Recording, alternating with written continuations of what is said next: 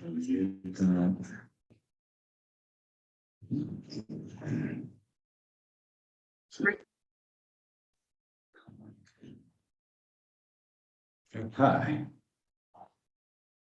I've got to admit, a few people in the waiting room. We should be able to get going.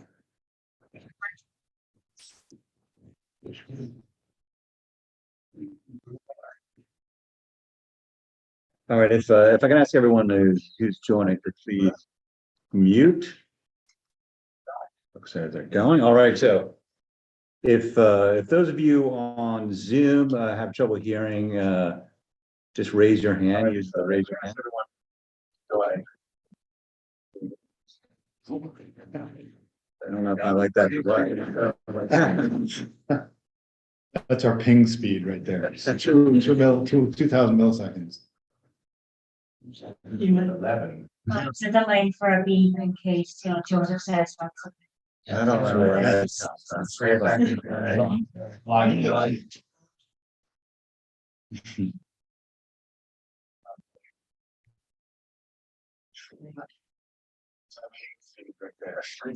like a major, that's a major delay. Do you have the live stream open? I did. Is it playing back the live stream? It feels like it's playing back a lot. You can mute it. But then you can't hear it. Oh, this is why it's like over here. Oh, you have it. I got it. Yeah, YouTube. Okay. That's good. Okay. Hopefully that will not be live streaming. Keep my ear shut. Or maybe I just muted. Okay. Hopefully I've got the technology right, but let's go ahead and get started for the benefit of the people in the room here. So this is our first major, this is our first meeting with a real audience. So thank you all for coming. So this is the April 5th meeting of the Antenna Advisory Board.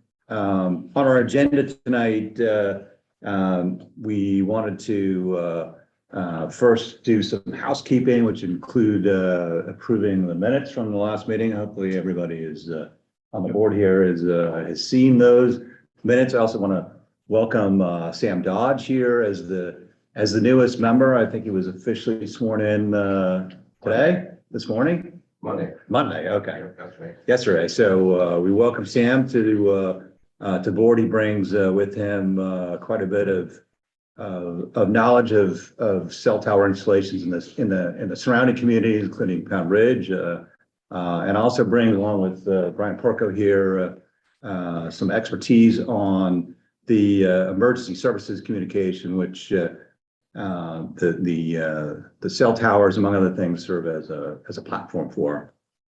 So welcome, and so once we get that housekeeping done, we'll go through some of the updates and comments that we received on the proposed new site on Route 35 for a cell tower installation. And I should preface that by saying, even though it's been proposed, it's proposed in quotes, in that it hasn't really officially been proposed through the standard due process. As I intended to explain, which I think I should just do now, there has been a official moratorium placed on new cell tower or wireless installation proposals to allow the Cityscape wireless study for Northern Westchester to proceed, which has been ongoing since can't remember when it began now, but ongoing since I think early last year, if I'm not mistaken, or maybe even November. I think they started actually in November of 2020. And a moratorium was placed on official considerations of new cell tower proposals with that study. And until that moratorium is lifted, there has not been any official proposals of new sites made. And, it's also worth clarifying that the proposal, which was near official for the Salt Dome site, wasn't actually officially submitted to start the shot clock and other considerations there, much less the new proposed alternative to that, which is, I think, probably best said as under consideration as an alternative down the road on Route 35 on town-owned property next to the South Salem Animal Hospital. I think that's important to note, because I've received all sorts of questions in the last few days of, is there an official site that has been finalized? Basically Homeland Towers, which acts locally on behalf of the carriers, along with the carriers, have an ongoing process to consider sites for wireless installations. And Homeland Towers informed us of this latest alternative sometime last or month and a half ago, I guess, and we had them in to a meeting to discuss that. And from the AB's perspective and from the town's perspective, we're just trying to be proactive in understanding what sites are being considered, so that we can do best by our wireless infrastructure needs and the town and its residents. So I just wanted to clarify that just as a matter of process. So my understanding as well is that there's all sorts of steps that have to go first before an official proposal can be made. One is the Homeland Towers needs to get validation or buy-in from the carriers. Our understanding is that they had received buy-in from AT&T that new site under consideration would be viable for them, and we're speaking to Verizon. I don't know if they've gotten that from Verizon, but then they also have to do engineering studies and all the other processes that go into assessing a site before an official proposal is made and submitted for consideration. So that's a long-winded sort of preamble to that agenda item. But in addition to that, I wanted to discuss any updates that we have on the Cityscape proposal, including the code change proposals that they indicated in the town board meeting from February 28th, I believe. And I've also reached out to them to try to get clarification of when their study is slated to be concluded. Have not gotten anything back from them yet.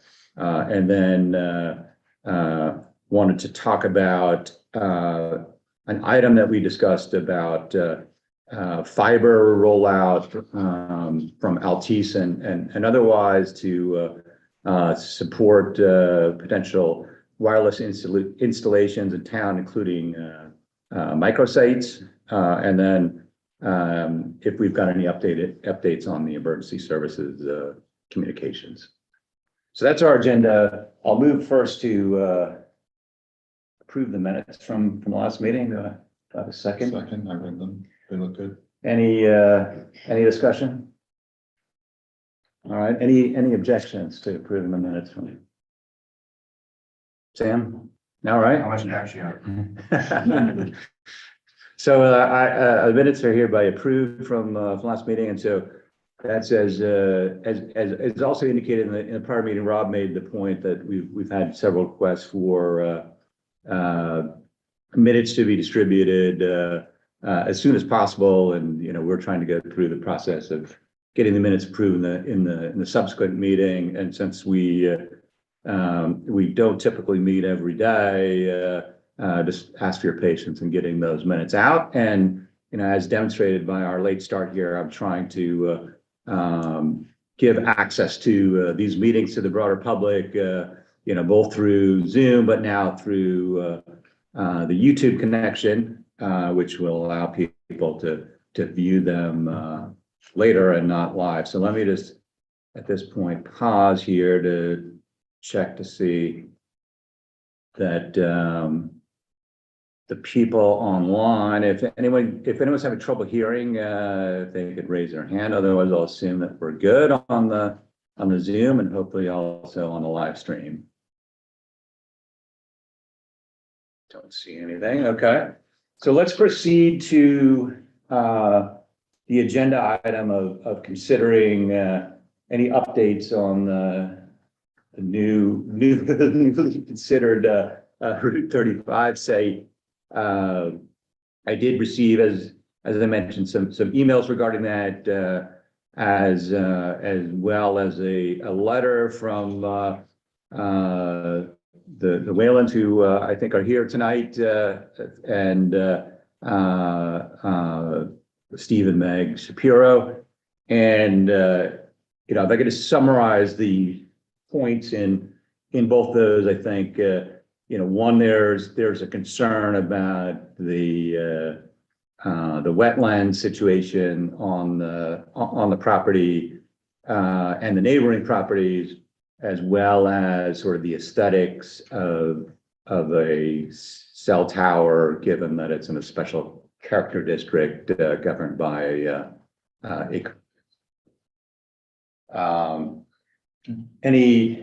I think I've characterized that correctly. So,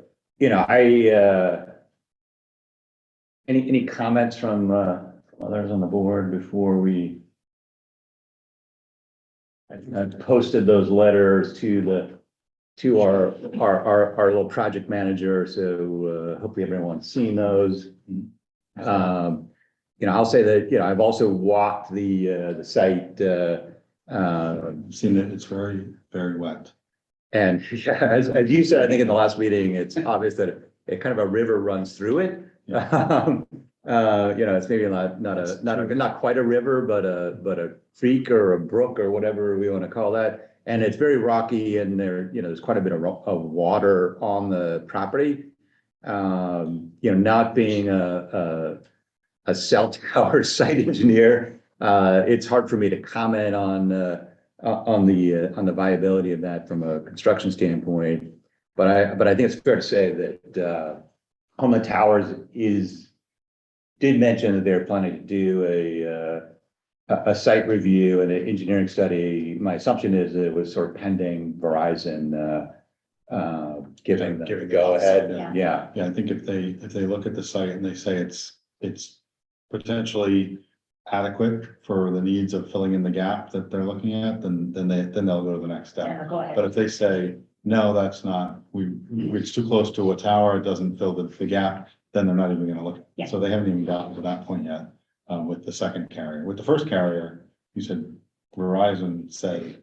I think it was AT&T. They said that they'd given them the thumbs up on it, and they were trying to get Verizon. So those are the two main carriers. Those are the people that are gonna, essentially, one of them is gonna fund the tower and the other one's gonna rent. If it's built, they're gonna rent it rent the lower spot from Homeland Towers. Homeland Towers won't do it without, I don't think they will do it without those two people, those two companies. Yeah. Thumbs up. Yeah, no, I would agree with that. And, I think there is a process that Homeland Towers will obviously go through to assess the site in terms of their ability to construct a tower on it, as well as the ancillary equipment that's required to go with that, access to it, et cetera. And, they are, as part of that, required to consider environmental impact and wetlands, et cetera.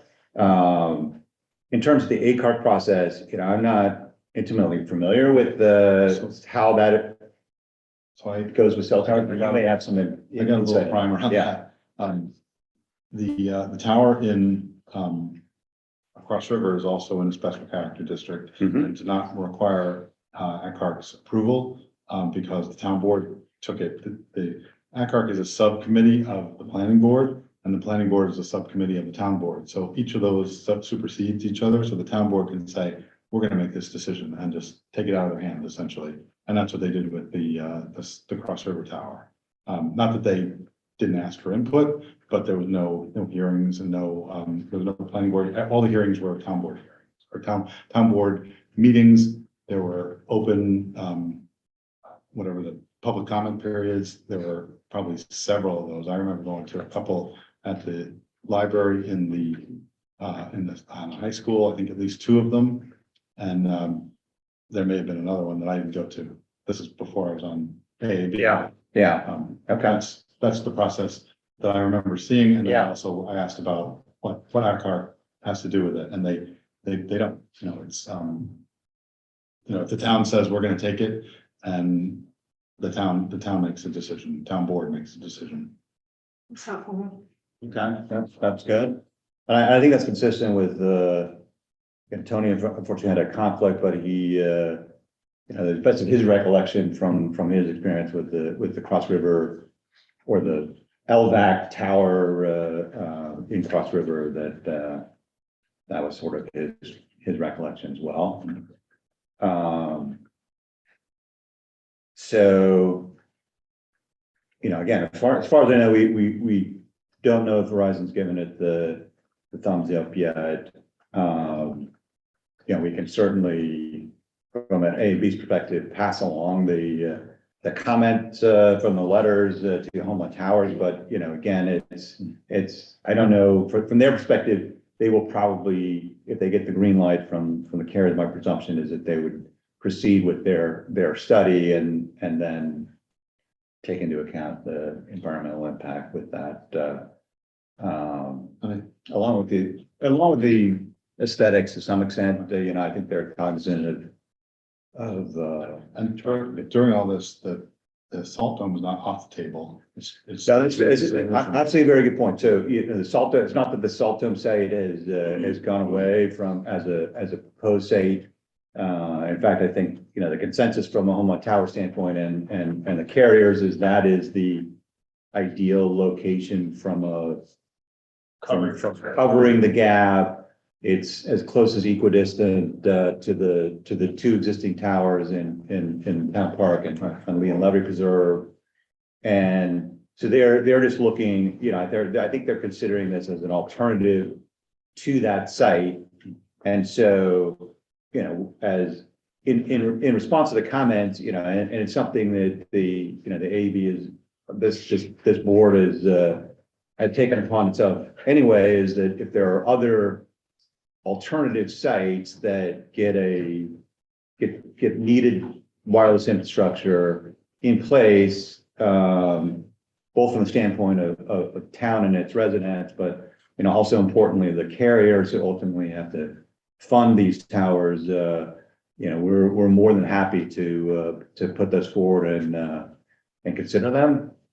I think there's limited. Our understanding from everyone we talked to is that there's limited town property that is suitable, which would bring up, is there private property that is suitable and the owner of that private property being interested in having a cellular installation put on their property. We did explore and continue to explore the South Salem Presbyterian Church as a potential alternative, including putting it in a rebuilt steeple. Both because it's nearby, but primarily is they would love to have the funding from the leases on the tower to continue to support the church. It would it would be a concealed installation, which Cityscape has pointed out we don't really have any concealed installations in town that we know of. And generally speaking, if you can conceal a infrastructure, it's preferable from an aesthetic standpoint. but, Yeah. but Just pick up on what Yeah. you said, Rob, I mean, you know, the approach of this board has been to identify possible sites, recognizing that they all have trade-offs. And so at this point, as I understand it, we're really at a place of really trying to establish whether this is even a technically viable site. And, but even if that were to be the case, then it comes into consideration with the particular trade-offs that pertain to each of the individual sites. But at this stage, we're really at that first kind of technical level of, is this even viable? And then we start to think about what all the different trade-offs and the different pros and cons of each site is, whether that's coverage, whether that's visual, whether that's location. You know, they're all part of the kind of consideration that this group will give it and how we'll advise the town board when the time comes. And the steeple, talking about the steeple, there are limitations with that, both in, you have to have equipment on the ground, you have to have power sources, there's not a lot of room there, there's a graveyard, and there's the church itself. And physically, it can't go up as high as 140 feet. I mean, you could make a steeple that high, but, and you can't fit the equipment that you need in the steeple. So they said it would only possibly be a solution for one carrier. So even if they did it in the steeple, they still have to do another nearby tower. So now we have two towers.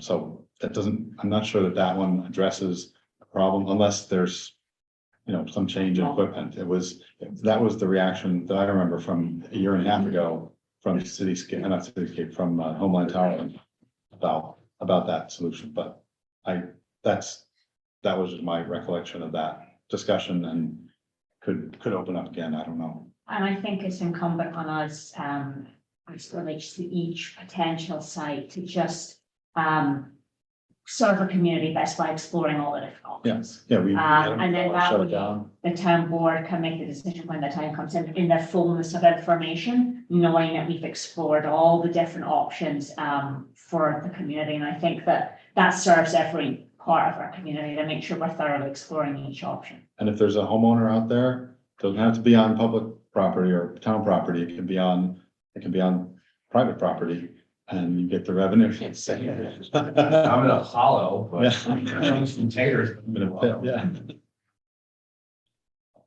No, I think that's a great point, Lynn, that, yeah, if anyone listening has further thoughts, we've explored, everyone keeps coming back to the North Salem Tower or the Mountain Lakes Tower, and those are probably less viable to help fill the gaps that the carriers, or the gap that the carriers are looking to fill immediately. It's not. And probably not even that useful anyway. Yeah. But beyond that, we're open to alternative suggestions, and we'll do our best to put things in motion, explore them.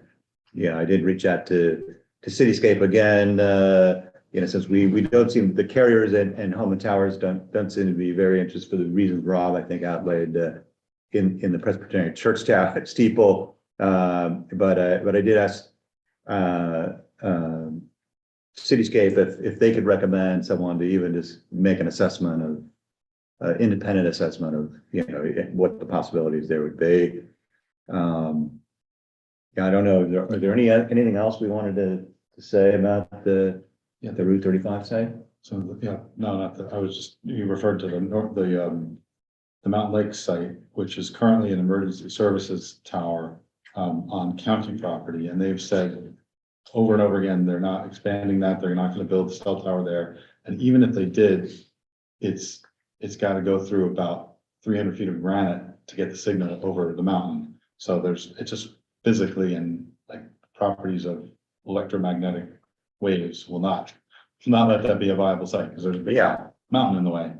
And I made that very point to Rose Bonanno from ACARC, the chair there, because she had asked in the email about North Salem, and what we were encouraged by Homeland Towers was to back the Hammond Museum property tower that is, I guess, been proposed in North Salem, and it's sort of our opinion, given the elevations between that site and most of Lewisboro, that it's only gonna help on the margin at It'll that. help Sullivan Road, like Route 138 and Chapel Road area, but it's not gonna help this area. It's not gonna help this gap that we're talking about.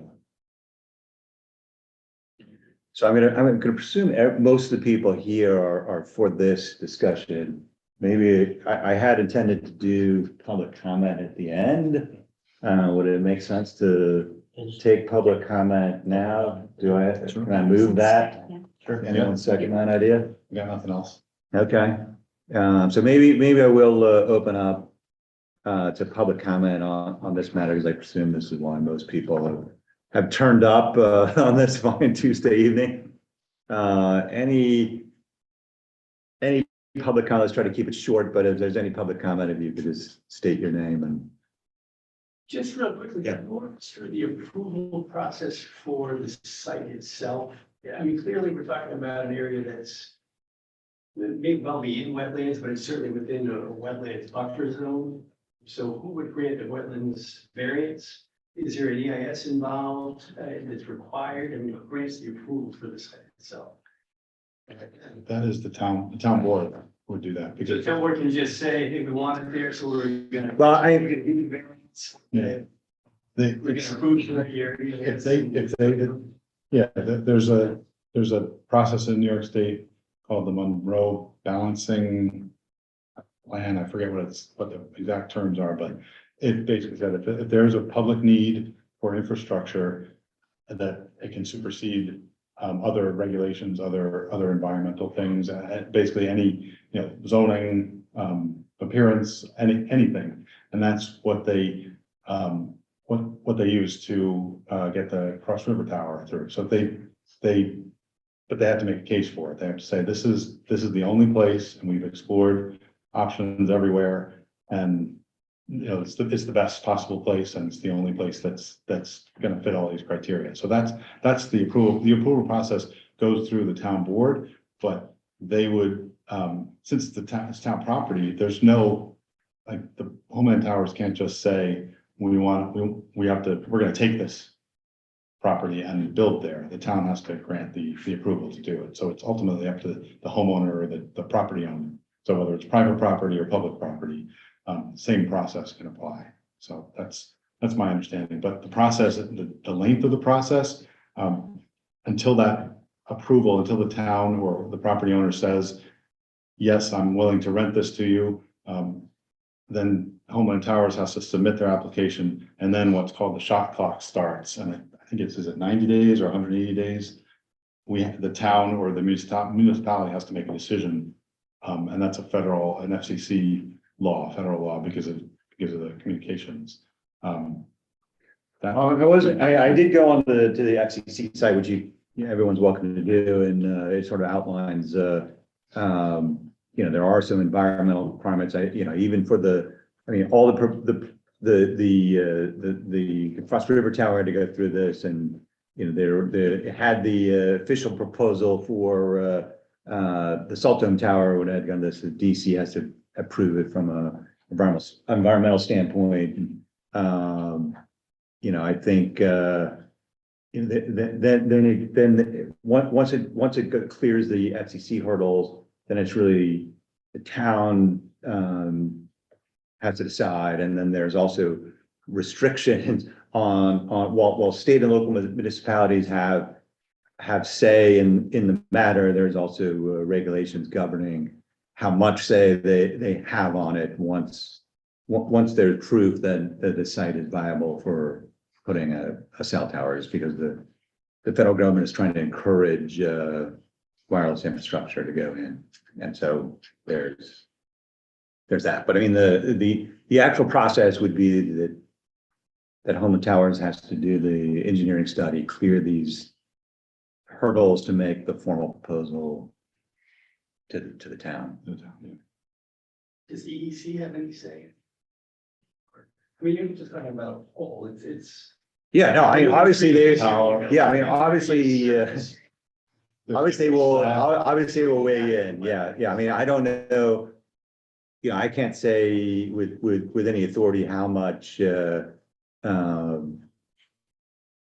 leeway are given to these types of installations versus anything else in terms of wetland rules. I mean, it can't be environmentally damaging and et cetera. That's. No, again, it actually, I think it can. Apparently you can. Yeah. Well, I mean, it's not, if you're given a choice between two sites and one is, damaging and the other is not. My question, if you'll forgive me, I thought I heard you say the salt pit. This salt dome, sorry, was considered, first and foremost by everyone to be the ideal spot, and I guess I'm having a hard time understanding what the, why that's being stepped back upon. It seems that there's some issue there with It's not us. It's not us making the decisions. We're an advisory board, so we are consultants to the town board. And they come to us and say, what have you heard? What is the feedback? So we're not making a decision. We're not making or we may be making a recommendation. I'm not sure, but the town board we're feeding our data back and our input back to the town board. So we don't come to a vote and say, we think this site is the best site, but we can say, here's pros and cons for each of these sites. And this is what we've heard from the public. And we try to give, our fact-based, I guess we give the facts that we as we understand them, and then what our opinions are, and that's what the what our role is as a board, I think. But So as of yet, the salt dome, the recycling center, and this potential new site. On the table. recycling center, the Homeland Towers took off the table. They said they don't want to do that. So I don't know why they just said no.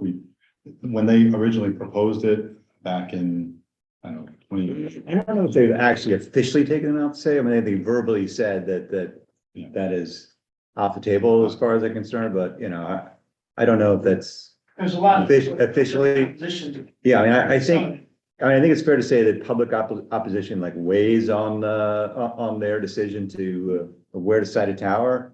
And, Right. and it probably on the scale of public opposition, if you compare the sites, they probably weigh that. I think that's fair to say. And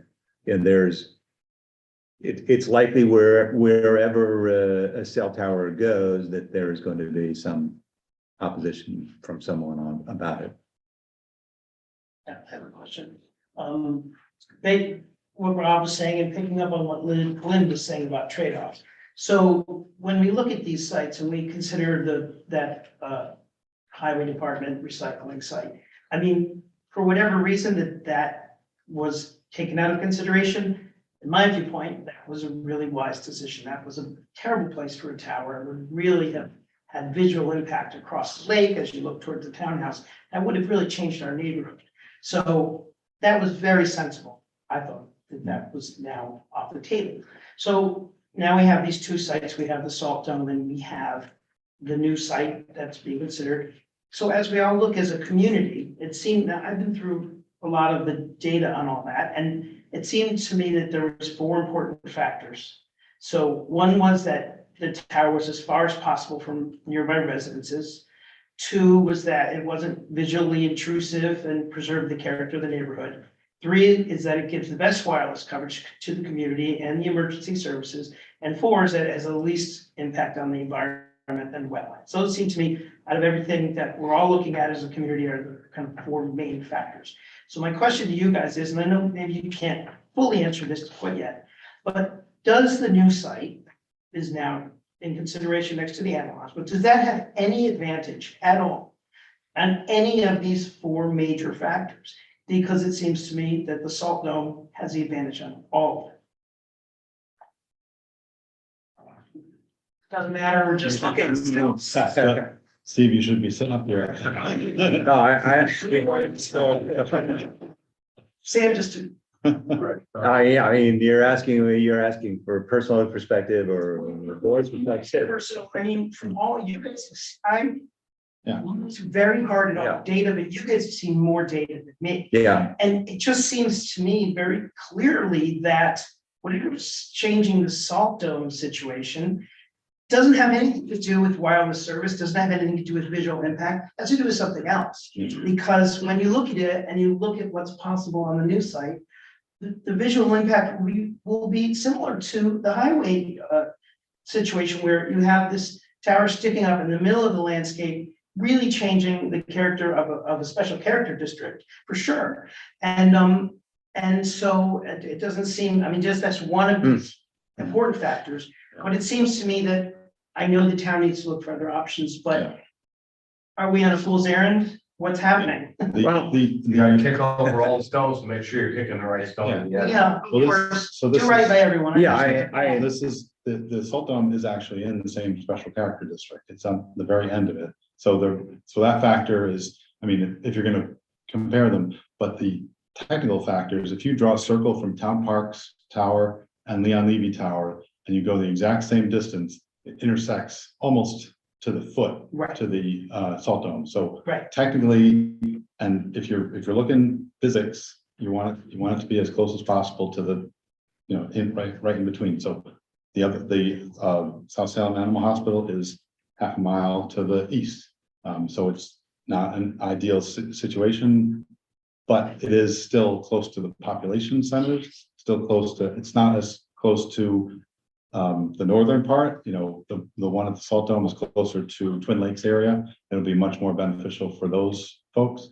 But, if you move it down, it'll be, it moves the needle slightly in terms of population, but in terms of coverage for driving and for the roads and for the northern part of town, it's more helpful. So that, there's that technically.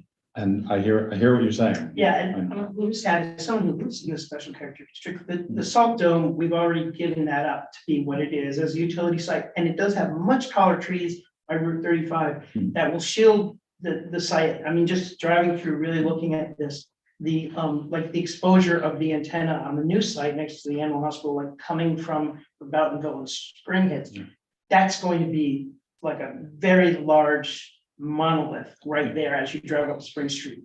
And when you go by the Salt Dome, you don't really get that impact, I don't think, or you won't. It's very hard until we get drawings and stuff, but Yeah. They would do a crane test or a balloon test just to see what the sight lines were. And they may do that same day. They put like 2 balloons up just to compare them, because until you see the sight lines, they do simulations. They did a simulation from a couple of different points for the Salt Dome site back when they first proposed it. But the balloon test is, you can see it from your house, not just the simulated or your vantage point. So, and you kind of know. We have a few more comments, and I want to respectfully move on if we can. I've got Dean Trampolino with his hand raised. Dean, I assume you've got a comment on. Can you hear me? Can you hear me? Can you hear me? You're muted. No, hear you. We can hear you. Okay, great. Thanks for doing Zoom. That's convenient for me. I just want to clarify something when it comes to Mountain Lakes Camp. I know you guys are talking about the existing tower at Mountain Lakes Camp, and that's a consistent theme that comes up whenever they discuss Mountain Lakes Camp. But when we discussed it, I think someone in one of the past or 2 of the past meetings, not me, brought up, but I don't recall who it was, brought up using Mountain Lakes Camp because the recycling center site had an advantage supposedly of maybe reaching out into the Twin Lakes area more. And what they were talking about was a new tower by the maintenance garage as you drive in.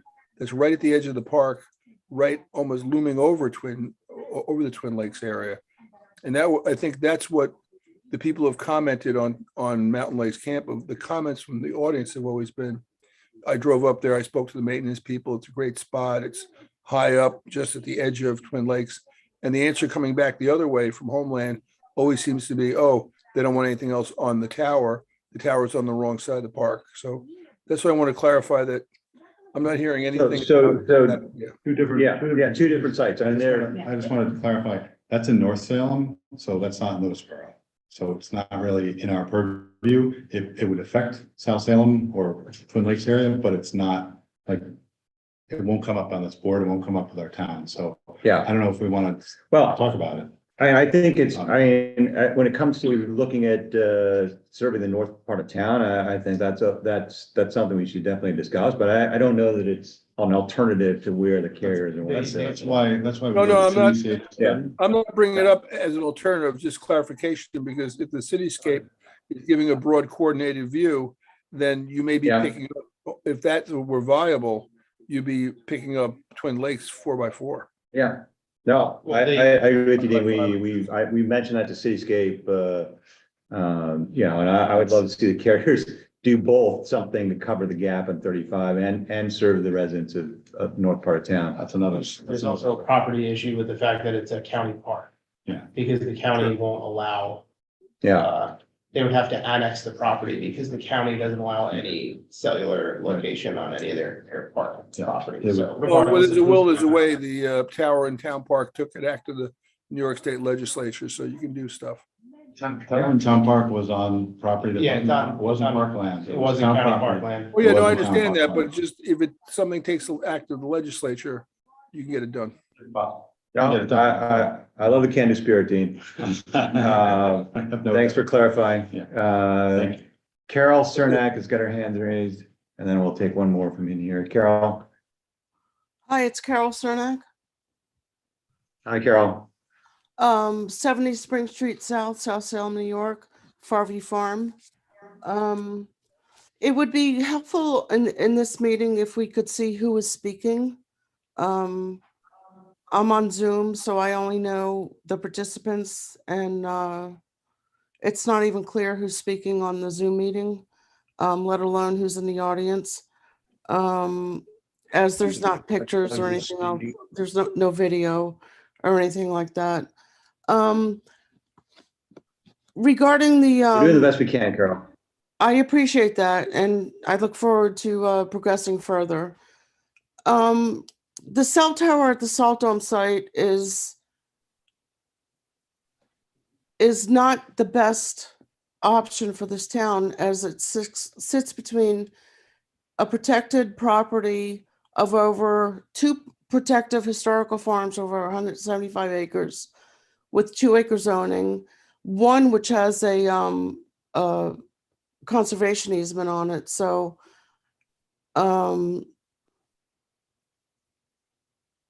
and both farms sit in the special character overlay, as you've previously stated. So let's be honest, if the town, if they want to put the tower, the best place to put the tower is in the recycling center for Twin Lakes. Truesdale Lake. And, you know, just because we're a farm that has 125 acres of 2-acre residential zoning that's protected, doesn't mean that our view shed is not going to be impacted. This is not the best place to put this tower. All right, thanks, Carol. Any other comments from the room here, or? If there's anybody else on the Zoom, we don't see it. All right, I'll move to close the public comment period. Second. Aye. Okay, so thanks, everybody. I guess we'll move on to any other further business, starting with the Cityscape Study. Is it completed? But Our town is completed. I don't know if our town is officially completed. We seem to be ahead of Bedford. I don't know if they're the laggard, but they seem to be behind. I sent an email to Hello? Cityscape earlier this week, trying to get Yeah, I can hear a you. update on progress and you know, what language for the code changes they might recommend, and they said they were going to get back to me, but they haven't. I think they're under they seem to be in a busy period, which is understandable given all that they've got going on, but I'll keep trying to do that and loop you in, Lynn, on doing that, because, as we've stated, we want to help the town bring the code up to compliance, just from a regulatory standpoint, but also see in the process of making changes that we also might insert language that would help build smartly our wireless and wired infrastructure for the town. Yeah, so it's not just the regulatory perspective that we're waiting for them on, it's more of a included with that, in that as a more broad review of, what we might want to include from our side as a town rather than what they need from a regulatory perspective in isolation. For example, I know we've talked in the past about code changes that ensure backup power is available and that kind of thing. So just reviewing all of that is important. Agreed, and Sam brought up some examples of even Yes. getting them to fund emergency Right. services equipment I'm trying part of to- the process. The wheels of government are slow. So I am getting the actual contracts from Poundridge that has the verbiage for when they put the Adams Lane Tower up and the Poundridge VAC Tower up. So all the emergency service equipment was paid for by the tower people. Okay. So if we can mimic that, that wouldn't be a bad thing for the town. Yeah, I know I wasn't here last time, Sam, but I saw that in the minutes and I thought that was just a really helpful comment, but other towns have made code changes to facilitate this work, and to the extent that we can learn from that, then why not? There's no sense in reinventing the wheel. I bring in the stuff that we have and basically insert it right into the, say, here you go. Yeah, no, and from that standpoint, if the public has suggestions on code things, if there's anybody with background in that sort of thing, we're happy to take those under advisement as well.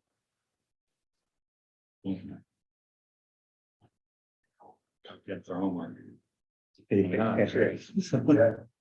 Yeah, so On other times, put something in code changes and it didn't work out like that. exactly. Basically, that's our chain and Yeah. see where it takes us. Yeah. And that applies to the wired internet network as well. We've talked about putting in a dig once sort of policy that if there's any new development or they have to dig up roads for other reasons, that they're putting in either conduits or actual fiber.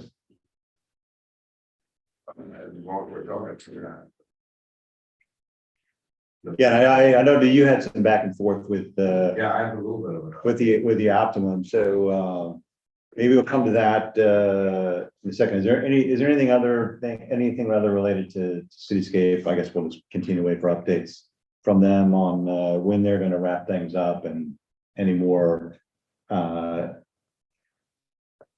guess advice that they could give us under the auspices of this county paid for study that they're doing for Northern Westchester. So there's some kind of endpoint, Joe, where they kind of sign off essentially. Correct. It's closed, Yeah. or even though they've kind of completed their work in certain areas, they Yeah. have to sign off. Right. And I'm sort of getting the feeling just in the response to this, I mean, maybe I'm misreading it, that they're getting ready to wrap it up and maybe less eager to take on new. I don't know if everyone's familiar. The Cityscape Study is in Northern Westchester, 7 towns, just a holistic view of what the cell tower coverage is in those towns and where the gaps are. If you're thinking of doing one at the edge of your town, but the town next to you is doing one right there, try not to duplicate efforts, but they found no areas where we're going to be helped by other towns, unfortunately. Well, I couldn't say no. The exception of Bedford. Bedford along Route 35 on the way to 684. So past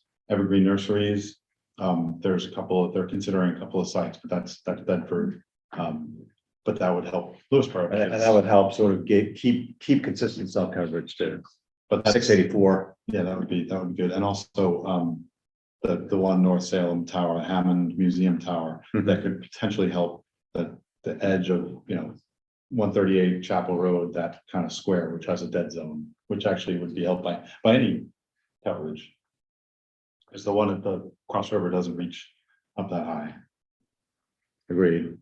All right, so we'll I'll keep everyone posted on that. Do we want to move to Just one the, question on the cityscape study. Mhm. You had said that the new cell tower site application process is in a moratorium until that study is complete? well, I mean, I think, That's a town decision. I think it's a town decision. I mean, they could lift the moratorium at any point. They just imposed it Self-imposed. to think, to allow the cityscape study to inform future or to inform any future decisions. Yeah, I think that.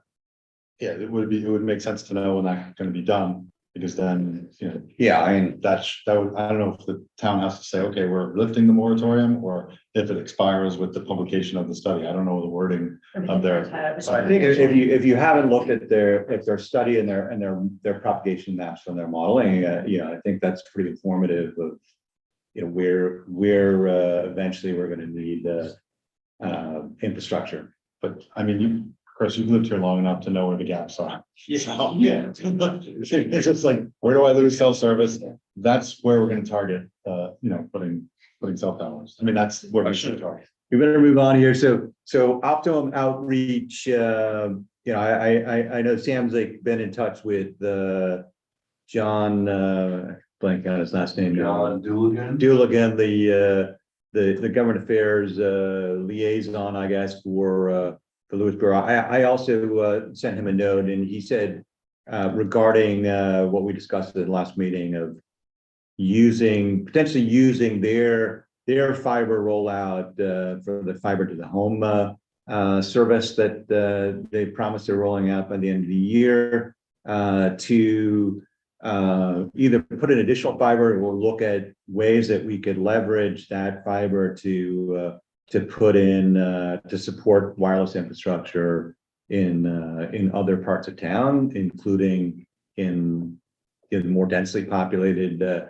residential areas, which, you know, to me is, you know, not exclusively, but primarily the lake districts, where that could support you know, smaller site installations. Microsites.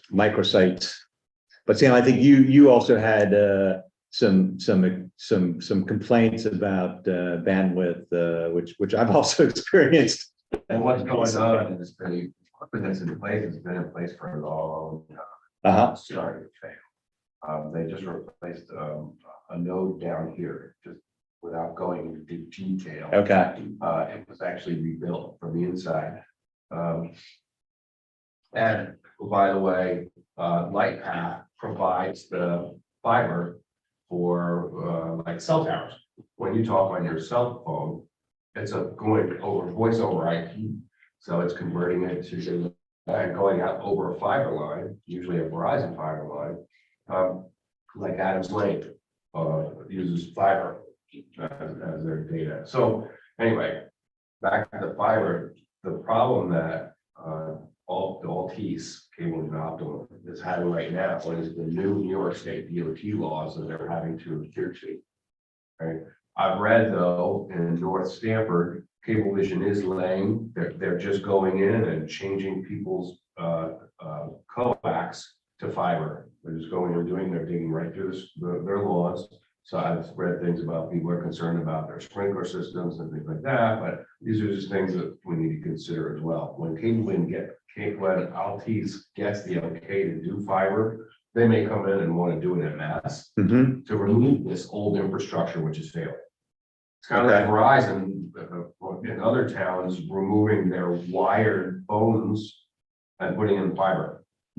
So that's something we definitely want to have on our radar screen, is getting a bit more information about their rollout plan and any fiber that they're going to be putting in, presumably mostly along stringing along poles versus putting in the ground. But if we can encourage them to put more in the ground, I would be all for that too. anything going to the house will be underground. Period. From what I understand. But the fiber lines exist already right down Spring Street. They're there already. All right, so keep us posted on that, Sam. Yes. Any other thoughts or comments on, all right. That brings us to our last item of emergency services update. Sam, you said you may have something, I will. updates there? Was hoping to have something for you Okay. today. Okay, But the person that pulling that information asked for a little latitude because they're under the gun in coverage. okay. Understood. So we'll continue to monitor that, and Brian, if you hear anything more about that as well, let us know. I guess that brings us to the conclusion. Maybe I'll move to poll the board at this point. Do I need a second for that? Sure. Second. You want to start, Rob? Any comments, thoughts for you? I've spoken enough, so thank you. Great job on the weekend, John Jay cross country, grand opening, celebration and race. Thank you. Another fantastic job with the, And we had cell service at the school, so we could publish results live. First time. The event, by the way, if there's an emergency, like a catastrophic emergency, county can bring up a mobile tower and set it up. Just so you guys are aware. okay. And that is available. A cow, cell on wheels. So, It is.